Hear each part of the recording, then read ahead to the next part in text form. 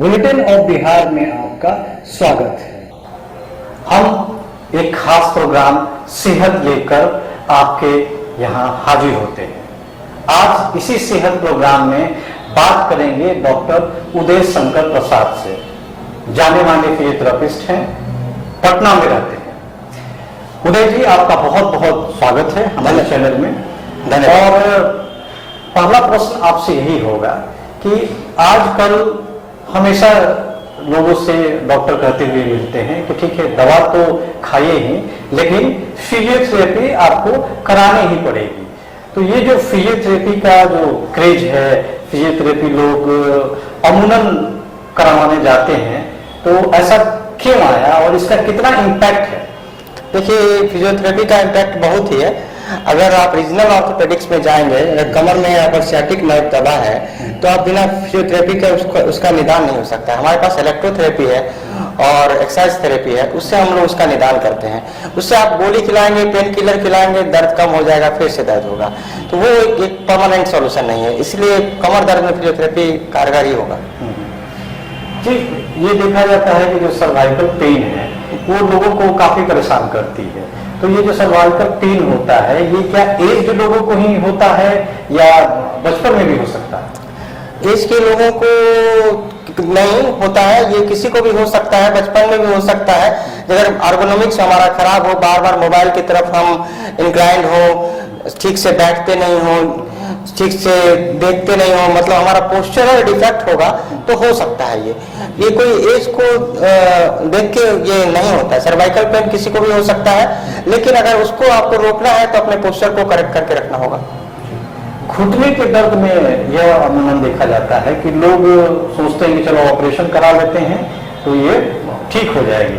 तो क्या ऑपरेशन कराना ज्यादा अच्छा है या इसको फिजियोथेरेपी से ठीक किया जा सकता है? आपने बहुत बड़ा पॉइंट दिया है, मैं इस पे बोलना ही चाह रहा था कि घुटने के दर्द में अगर आप फिजियोथेरेपी कराते हैं तो आप दर्द से आपको आराम मिलेगा और परमानेंट आराम मिलेगा। लेकिन अगर आप ऑपरेशन भी कराते हैं तब भी आपको फिजियोथेरेपी कराना ही पड़ेगा।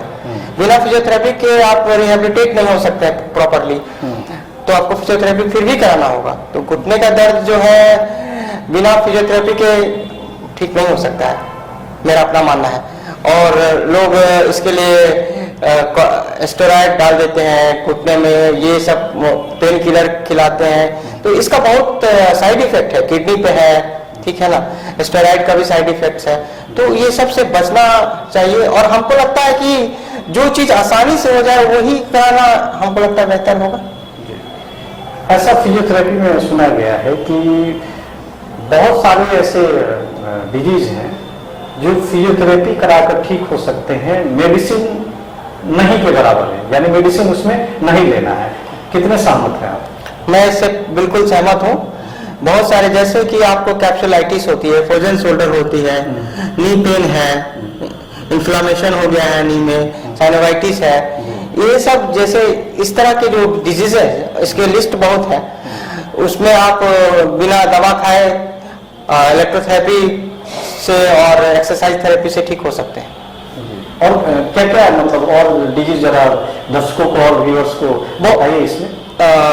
आप एक साइनोवाइटिस होता है, फ्रोजन शोल्डर होता है, टेनोवाइटिस होता है, टेनिस एल्बो होता है, गोल्फर एल्बो होता है, इत्यादि है। जैसे आप किसी को पैरालिसिस हो गया, मान लीजिए बेल्स पैल्सी हो गया है, तो आप उसमें क्या दवा खिलाएंगे? हम मसल स्टिमुलेटर देके उसको ठीक कर सकते हैं। तो लेकिन लोग भ्रम में पहले चले जाते हैं फिजिशियंस के पास और वो कहीं और चले जाते हैं और घूमते रहते हैं। तो ये घूमने का जो सिलसिला है वो पेशेंट का दो तरह से, एक तो पैसा से उसका दोहन हो रहा है, आर्थिक दोहन है। अगर आर्थिक दोहन हो रहा है तो समझिए कि वो कमजोर हो रहा है। अगर वो डायरेक्ट अपने कॉन्टैक्ट डॉक्टर के पास जाता है तो उसको जल्दी इलाज होगा। तो क्यों नहीं डायरेक्ट, अगर मान लीजिए कोई पेशेंट है और उसको प्रॉब्लम ऐसी आई है जो फिजियोथेरेपी से ठीक हो सकती है, वो किसी फिजिशियन के पास गया, तो आखिर फिजिशियन भी कुछ मेडिसिन भी लिखते हैं, लेकिन रेफर तो फिजियोथेरेपी भी करते हैं, तो क्यों नहीं वो बोल देते हैं कि नहीं आप जाइए और फिजियोथेरेपी से? देखिए, वो तो उनका विषय है, लेकिन मैं इसमें नहीं जाना चाहूंगा। मेरे को इतना ही कहना है इस विषय में कि हम पेशेंट से अनुरोध करते हैं कि आपको अगर लगता है कि फिजियोथेरेपी का प्रॉब्लम है तो आप डायरेक्ट फिजियोथेरेपिस्ट से मिलें। वो आपको अच्छा सॉल्यूशन और अच्छा निदान देंगे। अब जैसे माना जाए घुटने का दर्द हुआ या उठने बैठने में दर्द हुआ, कमर दर्द हुआ, सर्वाइकल पेन हो गया, पैरालिसिस हो गया, लेकिन ये सब होने के बाद आदमी फिजियोथेरेपी कराता है, अमूमन देखा यही गया है। जी जी। क्या ऐसा कुछ हो सकता है कि ये चीजें ना हो अगर पहले से ही हम कुछ फिजियोथेरेपी की एक्सरसाइज करें? हाँ, पहले से अगर आपको कुछ पेन हो रहा है या कुछ लक्षण दिख रहा है तो अपने फिजियोथेरेपिस्ट से कंसल्ट करें और फिजियोथेरेपिस्ट आपको एडवाइस करेगा एक्सरसाइज, जो भी एक्सरसाइज है प्रॉपर आप या कैसे एर्गोनॉमिक्स है, कैसे बैठना है, कैसे उठना है, ये सब भी एक इम्पोर्टेंट है। आज के लाइफ में जो दौड़ भाग की जिंदगी में हम लोग या तो मोबाइल पे है या तो गाड़ी पे है, नहीं तो कार पे है, अपना फिजिकल एक्टिविटी तो रहा नहीं है। तो इसमें मतलब इसको ठीक किया जा सकता है? हाँ बिल्कुल। आजकल लोग जिम जाते हैं या कोई एक्सरसाइज करते हैं, तो ये कैसा है? जिम जाने के लिए मैं एक बात तो कहूंगा कि जिम जब भी जाए तो एक अच्छे ट्रेनर जहाँ पे हो वहीं जाए, क्योंकि यह आप क्या होता है कि एक्सरसाइज तो करवाते हैं जिम वाले, लेकिन ओवरटोन कर देते हैं किसी मसल को बैलेंस नहीं कर पाते हैं, काउंटर बैलेंस नहीं कर पाते हैं, तो ये सब दिक्कत है। आजकल YouTube का बहुत प्रचलन है। जी जी। YouTube से लोग एक्सरसाइज देखते हैं और उसको करते हैं, कितना डेंजरस है ये? YouTube से एक्सरसाइज देख के करते हैं, अगर कोई टैलेंटेड या कोई क्वालिफाइड लोग करवा रहे हैं तो वो ठीक है, लेकिन अपना जज करें कि हम किसका देख रहे हैं। क्या मानसिक तौर से भी जो कमजोर लोग हैं, क्या उनको भी फिजियोथेरेपी से ठीक किया जा सकता है क्या? हाँ, मानसिक तौर से कमजोर लोग, जैसे मान लीजिए सेरिब्रल पैल्सी के पेशेंट हैं तो उनको बचपन से ही हो जाता है सीपी, और सीपी होता है तो क्या है कि उनको रिहेबिलिटेशन की जरूरत है। अगर आप रिहेबिलिटेशन नहीं करते हैं, पैर हाथ का रिहेबिलिटेशन नहीं करते हैं तो हाथ पैर उनका टेढ़ा हो जाएगा, तो उसमें फिजियोथेरेपी बहुत ही जरूरी है, बहुत ही ज्यादा जरूरी है, रिकमेंडेड है। पेशेंट कैसे डिसाइड करे कि कौन सा फिजियोथेरेपिस्ट अच्छा है, कौन सा फिजियोथेरेपिस्ट बुरा है, किसके पास हमें जाना चाहिए? पेशेंट के दिमाग में क्या होना चाहिए कि एक अच्छे फिजियोथेरेपिस्ट को चूज कर सके? पेशेंट को के पास इतना होना चाहिए कि किसी भी रजिस्टर्ड फिजियोथेरेपिस्ट के पास जाए, है ना। कहाँ से रजिस्ट्रेशन होता है? IAP से रजिस्ट्रेशन होता है इसका जी। और दूसरा चीज है कि पेशेंट को ये भी अवेयरनेस होना चाहिए कि वो कम से कम डिग्री होल्डर तो जरूर हो। हाँ, जो डिग्री होल्डर होगा उनके पास जाना चाहिए जी। क्योंकि लोगों को या छोटे शहरी एक्चुअली को पता नहीं रहता। जो डॉक्टर है वो तो बेसिक क्वालिफिकेशन डिग्री तो होना चाहिए, उससे डिग्री से नीचे तो डॉक्टर है नहीं। और डिप्लोमा वाले भी देख रहे हैं, कोई ऐसे सीख लिया किसी का काम करने वाला वो भी फिजियोथेरेपिस्ट बन गया है, ये सब गलत है, रुकना चाहिए। तो इसके लिए पेशेंट को क्या उनकी क्वालिफिकेशन वगैरह चेक करना चाहिए, रजिस्ट्रेशन चेक करना चाहिए, यही? हाँ जी जी जी, हाँ, रजिस्ट्रेशन चेक करना चाहिए, उनका डिग्री लिखा हुआ है, कहाँ से वो किए हैं, वो सब लिखते हैं लोग, वो कहीं छुपा हुआ नहीं, लिखते हैं बोर्ड पे। अभी जो खासकर अगर बिहार की हम बात करें तो आपको कितना लगता है कि फिजियोथेरेपिस्ट का एक दायरा कितना बढ़ गया है? फिजियोथेरेपिस्ट का तो दायरा बहुत बढ़ गया है। अभी तो फिजियोथेरेपिस्ट की बहुत कमी है बिहार में, सरकार ने अभी इतना अपॉइंटमेंट नहीं किया है। मैं तो गुहार लगाना चाहता हूँ गवर्नमेंट ऑफ बिहार से, माननीय मुख्यमंत्री नीतीश कुमार जी से, कि कृपया फिजियोथेरेपिस्ट का बहाली करें PSC लेवल में, ताकि लोगों की कमी दूर हो सके। मतलब बिहार सरकार में ये कमी है, स्वास्थ्य सेवाएं जो दे रही है? हाँ, कमी है, बहुत कमी है, ज्यादा फिजियोथेरेपिस्ट नहीं है। आप किसी भी अस्पताल में जाएंगे तो बहुत कम फिजियोथेरेपिस्ट आपको मिलेंगे।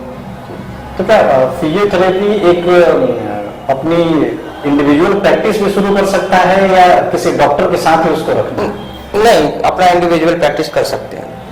और डॉक्टर के साथ रहते हैं तब तो ठीक ही बात है कि हाँ, किसी जैसे कि एक डेंटल सर्जन है अपना इंडिविजुअल प्रैक्टिस करता है, उसी तरह एक फिजियोथेरेपिस्ट है वो अपना इंडिविजुअल प्रैक्टिस करता है, एक फिजिशियन अपना इंडिविजुअल प्रैक्टिस करता है, एक ऑर्थोपेडिक्स यानी कि वो तो मास्टर्स कर लिए, तो फिजियोथेरेपी में भी MPT, ऑर्थोपेडिक, न्यूरोलॉजी, कार्डियोथोरेसिक सब कुछ होता है जस्ट उसी तरह से।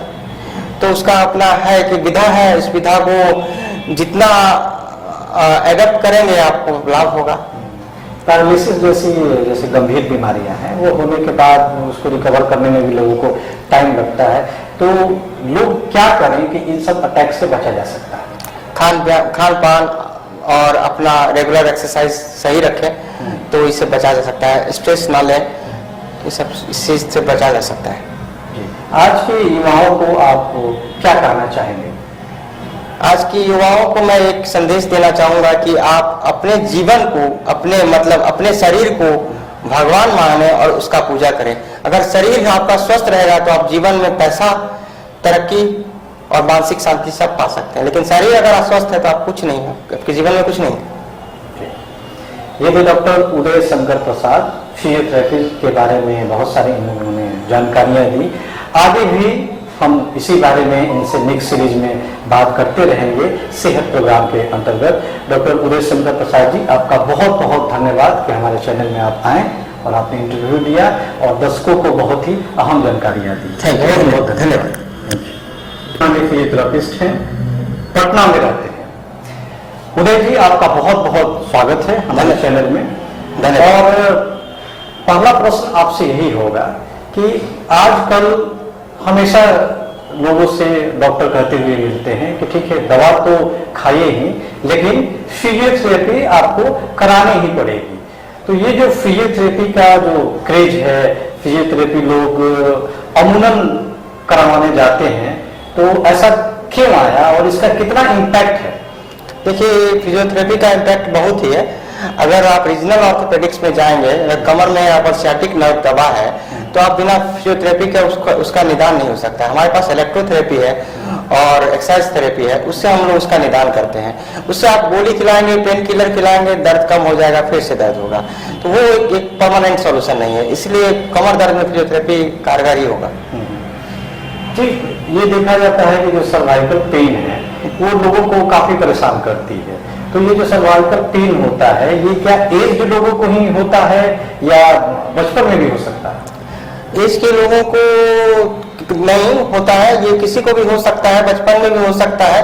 अगर एर्गोनॉमिक्स हमारा खराब हो, बार बार मोबाइल की तरफ हम इंक्लाइंड हो, ठीक से बैठते नहीं हो, ठीक से देखते नहीं हो, मतलब हमारा पोस्चरल डिफेक्ट होगा तो हो सकता है। ये कोई एज को देख के ये नहीं होता। सर्वाइकल पेन किसी को भी हो सकता है, लेकिन अगर उसको आपको रोकना है तो अपने पोस्चर को करेक्ट करके रखना होगा। घुटने के दर्द में यह अमूमन देखा जाता है कि लोग सोचते हैं कि चलो ऑपरेशन करा लेते हैं तो ये ठीक हो जाएगी। तो क्या ऑपरेशन कराना ज्यादा अच्छा है या इसको फिजियोथेरेपी से ठीक किया जा सकता है? आपने बहुत बड़ा पॉइंट दिया है, मैं अब इस पे बोलना ही चाह रहा था कि घुटने के दर्द में अगर आप फिजियोथेरेपी कराते हैं तो आप दर्द से आपको आराम मिलेगा और परमानेंट आराम मिलेगा। लेकिन अगर आप ऑपरेशन भी कराते हैं तब भी आपको फिजियोथेरेपी कराना ही पड़ेगा। बिना फिजियोथेरेपी के आप रिहेबिलिटेट नहीं हो सकते प्रॉपरली, तो आपको फिजियोथेरेपी फिर भी कराना होगा। तो घुटने का दर्द जो है बिना फिजियोथेरेपी के ठीक नहीं हो सकता है, मेरा अपना मानना है। और लोग इसके लिए स्टेरॉइड डाल देते हैं घुटने में, ये सब पेन किलर खिलाते हैं, तो इसका बहुत साइड इफेक्ट है। किडनी पे है, ठीक है ना, स्टेरॉइड का भी साइड इफेक्ट्स है। तो ये सब से बचना चाहिए और हमको लगता है कि जो चीज आसानी से हो जाए वही कराना हमको लगता है बेहतर होगा।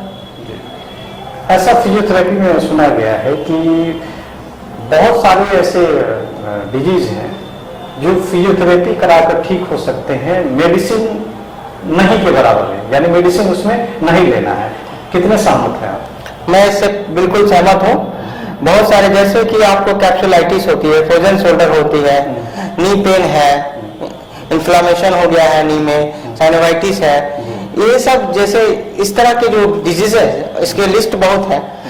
उसमें आप बिना दवा खाए इलेक्ट्रोथेरेपी से और एक्सरसाइज थेरेपी से ठीक हो सकते हैं। और क्या क्या मतलब और डिजीज जरा दर्शकों को और व्यूअर्स को बताइए इसमें। आप एक साइनोवाइटिस होता है, फ्रोजन शोल्डर होता है, टेनोवाइटिस होता है, टेनिस एल्बो होता है, गोल्फर एल्बो होता है, इत्यादि है। जैसे आप किसी को पैरालिसिस हो गया, मान लीजिए बेल्स पैल्सी हो गया है, तो आप उसमें क्या दवा खिलाएंगे? हम मसल स्टिमुलेटर देके उसको ठीक कर सकते हैं। तो लेकिन लोग भ्रम में पहले चले जाते हैं फिजिशियंस के पास और वो कहीं और चले जाते हैं और घूमते रहते हैं। तो ये घूमने का जो सिलसिला है वो पेशेंट का दो तरह से, एक तो पैसा से उसका दोहन हो रहा है आर्थिक दोहन है। अगर आर्थिक दोहन हो रहा है तो समझिए कि वो कमजोर हो रहा है। अगर वो डायरेक्ट अपने कॉन्टैक्ट डॉक्टर के पास जाता है तो उसको जल्दी इलाज होगा। जी, तो क्यों नहीं डायरेक्ट, अगर मान लीजिए कोई पेशेंट है और उसको प्रॉब्लम ऐसी आई है जो फिजियोथेरेपी से ठीक हो सकती है, वो किसी फिजिशियन के पास गया, तो आके फिजिशियन भी कुछ मेडिसिन भी लिखते हैं, लेकिन रेफर तो फिजियोथेरेपी भी करते हैं, तो क्यों नहीं वो बोल देते हैं कि नहीं नहीं आप जाइए और फिजियोथेरेपी से देखिए वो तो उनका विषय है, लेकिन मैं इसमें नहीं जाना चाहूंगा। मेरे को इतना ही कहना है इस विषय में कि हम पेशेंट से अनुरोध करते हैं कि आपको अगर लगता है कि फिजियोथेरेपी का प्रॉब्लम है तो आप डायरेक्ट फिजियोथेरेपिस्ट से मिलें, वो आपको अच्छा सॉल्यूशन और अच्छा निदान देंगे। अब जैसे माना जाए घुटने का दर्द हुआ या उठने बैठने में दर्द हुआ, कमर दर्द हुआ, सर्वाइकल पेन हो गया, पैरालिसिस हो गया, लेकिन ये सब होने के बाद आदमी फिजियोथेरेपी कराता है, अमूमन देखा यही गया है। जी। क्या ऐसा कुछ हो सकता है कि ये चीजें ना हो अगर पहले से ही हम कुछ फिजियोथेरेपी की एक्सरसाइज करें? हाँ, पहले से अगर आपको कुछ पेन हो रहा है या कुछ लक्षण दिख रहा है तो अपने फिजियोथेरेपिस्ट से कंसल्ट करें और फिजियोथेरेपिस्ट आपको एडवाइस करेगा एक्सरसाइज, जो भी एक्सरसाइज है प्रॉपर आप या कैसे एर्गोनॉमिक्स है, कैसे बैठना है, कैसे उठना है, ये सब भी एक इम्पोर्टेंट है। आज के लाइफ में जो दौड़ भाग की जिंदगी में हम लोग या तो मोबाइल पे है या तो गाड़ी पे है, नहीं तो कार पे है, अपना फिजिकल एक्टिविटी तो यहाँ नहीं है। तो इसमें मतलब इसको ठीक किया जा सकता है? हाँ बिल्कुल। आजकल लोग जिम जाते हैं या कोई एक्सरसाइज करते हैं, तो ये कैसा है? जिम जाने के लिए मैं एक बात तो कहूंगा कि जिम जब भी जाए तो एक अच्छे ट्रेनर जहाँ पे हो वहीं जाए, क्योंकि यह आप क्या होता है कि एक्सरसाइज तो करवाते हैं जिम वाले, लेकिन ओवरटोन कर देते हैं किसी मसल को बैलेंस नहीं कर पाते हैं, काउंटर बैलेंस नहीं कर पाते हैं, तो ये सब दिक्कत है। आजकल YouTube का बहुत प्रचलन है। जी। YouTube से लोग एक्सरसाइज देखते हैं और उसको करते हैं, कितना डेंजरस है ये? YouTube से एक्सरसाइज देख के करते हैं, अगर कोई टैलेंटेड या कोई क्वालिफाइड लोग करवा रहे हैं तो वो ठीक है, लेकिन अपना जज करें कि हम किसका देख रहे हैं। क्या मानसिक तौर से भी जो कमजोर लोग हैं, क्या उनको भी फिजियोथेरेपी से ठीक किया जा सकता है क्या? हाँ, मानसिक तौर से कमजोर लोग, जैसे मान लीजिए सेरिब्रल पैल्सी के पेशेंट हैं तो उनको बचपन से ही हो जाता है सीपी, और सीपी होता है तो क्या है कि उनको रिहेबिलिटेशन की जरूरत है। अगर आप रिहेबिलिटेशन नहीं करते हैं, पैर हाथ का रिहेबिलिटेशन नहीं करते हैं तो वो हाथ पैर उनका टेढ़ा हो जाएगा, तो उसमें फिजियोथेरेपी बहुत ही जरूरी है, बहुत ही ज्यादा जरूरी है, रिकमेंडेड है। पेशेंट कैसे डिसाइड करे कि कौन सा फिजियोथेरेपिस्ट अच्छा है, कौन सा फिजियोथेरेपिस्ट बुरा है, किसके पास हमें जाना चाहिए? पेशेंट के दिमाग में क्या होना चाहिए कि एक अच्छे फिजियोथेरेपिस्ट को चूज कर सके? पेशेंट को के पास इतना होना चाहिए कि किसी भी रजिस्टर्ड फिजियोथेरेपिस्ट के पास जाए, है ना। कहाँ से रजिस्ट्रेशन होता है? IAP से रजिस्ट्रेशन होता है इसका जी। और दूसरा चीज है कि पेशेंट को ये भी अवेयरनेस होना चाहिए कि वो कम से कम डिग्री होल्डर तो जरूर हो। हाँ, जो डिग्री होल्डर होगा उनके पास जाना चाहिए जी। क्योंकि लोगों को या छोटे शहरी एक्चुअली को पता नहीं रहता। जो डॉक्टर है वो तो बेसिक क्वालिफिकेशन डिग्री तो होना चाहिए, उससे डिग्री से नीचे तो डॉक्टर है नहीं। और डिप्लोमा वाले भी देख रहे हैं, कोई ऐसे सीख लिया किसी के यहाँ काम करने वाला, वो भी फिजियोथेरेपिस्ट बन गया है, ये सब गलत है, रुकना चाहिए। तो इसके लिए पेशेंट को क्या उनकी क्वालिफिकेशन वगैरह चेक करना चाहिए, रजिस्ट्रेशन चेक करना चाहिए, यही? हाँ जी, हाँ, रजिस्ट्रेशन चेक करना चाहिए, उनका डिग्री लिखा हुआ है, कहाँ से वो किए हैं, वो सब लिखते हैं लोग, वो कहीं छुपा हुआ नहीं, लिखते हैं बोर्ड पे। अभी जो खासकर अगर बिहार की हम बात करें तो आपको कितना लगता है कि फिजियोथेरेपिस्ट का एक दायरा कितना बढ़ गया है? फिजियोथेरेपिस्ट का तो दायरा बहुत बढ़ गया है। अभी तो फिजियोथेरेपिस्ट की बहुत कमी है बिहार में, सरकार ने अभी इतना अपॉइंटमेंट नहीं किया है। मैं तो गुहार लगाना चाहता हूँ गवर्नमेंट ऑफ बिहार से, माननीय मुख्यमंत्री नीतीश कुमार जी से, कि कृपया फिजियोथेरेपिस्ट का बहाली करें PSC लेवल में, ताकि लोगों को की कमी दूर हो सके। मतलब बिहार सरकार में ये कमी है, स्वास्थ्य सेवाएं जो दे रही है? हाँ, कमी है, बहुत कमी है, ज्यादा फिजियोथेरेपिस्ट नहीं है। आप किसी भी अस्पताल में जाएंगे तो बहुत कम फिजियोथेरेपिस्ट आपको मिलेंगे। तो क्या फिजियोथेरेपी एक अपनी इंडिविजुअल प्रैक्टिस भी शुरू कर सकता है या किसी डॉक्टर के साथ ही उसको रखना? नहीं, अपना इंडिविजुअल प्रैक्टिस कर सकते हैं। और डॉक्टर के साथ वो रहते हैं तब तो ठीक ही बात है कि भाई हाँ, हाँ। किसी जैसे कि एक डेंटल सर्जन है अपना इंडिविजुअल प्रैक्टिस करता है, उसी तरह एक फिजियोथेरेपिस्ट है वो अपना इंडिविजुअल प्रैक्टिस करता है, एक फिजिशियन अपना इंडिविजुअल प्रैक्टिस करता है, एक ऑर्थोपेडिक्स यानी कि वो तो मास्टर्स कर लिया, तो फिजियोथेरेपी में भी एमपीटी, ऑर्थोपेडिक, न्यूरोलॉजी, कार्डियोथोरेसिक सब कुछ होता है जस्ट उसी तरह से। तो उसका अपना है कि विधा है, इस विधा को जितना एडप्ट करेंगे आपको लाभ होगा। पैरालिसिस जैसी गंभीर बीमारियां हैं, वो होने के बाद उसको रिकवर करने में भी लोगों को टाइम लगता है, तो लोग क्या करें कि इन सब अटैक से बचा जा सकता है? खान पान और अपना रेगुलर एक्सरसाइज सही रखें तो इससे बचा जा सकता है। स्ट्रेस ना लें, ये सब इस चीज से बचा जा सकता है। जी। आज के युवाओं को आप क्या कहना चाहेंगे? आज की युवाओं को मैं एक संदेश देना चाहूंगा कि आप अपने जीवन को, अपने शरीर को भगवान माने और उसका पूजा करें। अगर शरीर आपका स्वस्थ रहेगा तो आप जीवन में पैसा, तरक्की और मानसिक शांति सब पा सकते हैं, लेकिन शरीर अगर अस्वस्थ है तो आप कुछ नहीं है, आपके जीवन में कुछ नहीं है। ये भी डॉक्टर उदय शंकर प्रसाद फिजियोथेरेपी के बारे में बहुत सारी उन्होंने जानकारियां दी। आगे भी हम इसी बारे में इनसे नेक्स्ट सीरीज में बात करते रहेंगे सेहत प्रोग्राम के अंतर्गत। डॉक्टर उदय शंकर प्रसाद जी, आपका बहुत बहुत धन्यवाद कि हमारे चैनल में आप आए और आपने इंटरव्यू दिया और दर्शकों को बहुत ही अहम जानकारियां दी। बहुत बहुत धन्यवाद।